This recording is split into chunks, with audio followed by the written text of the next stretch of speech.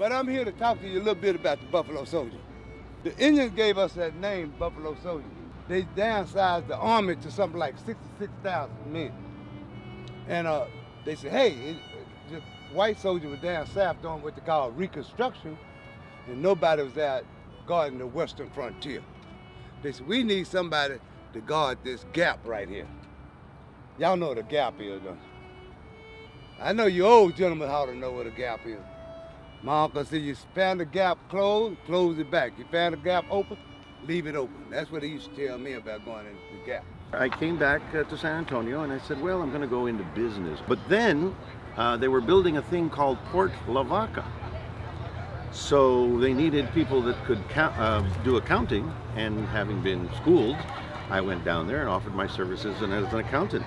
He was a typical 1800s man. Yeah. He actually retired as a major and had a pretty substantial pension for that time and day, and that really was what helped Maria. So when he got killed, Captain Ford, whom we'd gone, it was Rip Ford was a Texas Ranger captain. He was a doctor. The governor went to to Ford and asked him to build a unit of cavalry to serve with the Confederacy, which he did. And he immediately turned to me, like he always did, and you know, he said he always asked me, "Do you have to bring that short one with you?"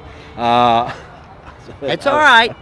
Yeah, I took up for you. And I was here when the Yankee captain shelled my town from the bay and just destroyed so much of it.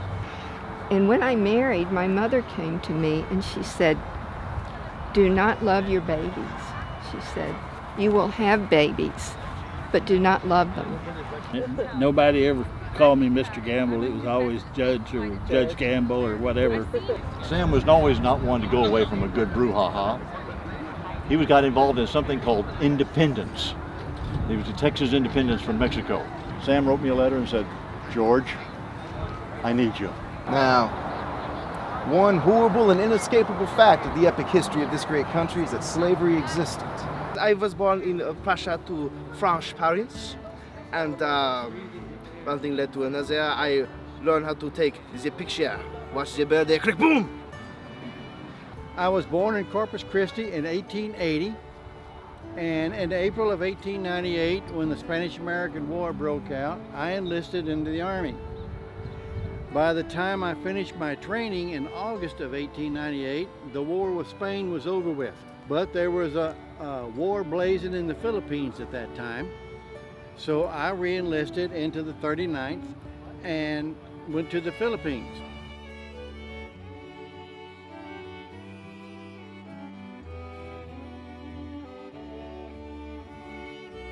I was there at Appomattox when they surrendered.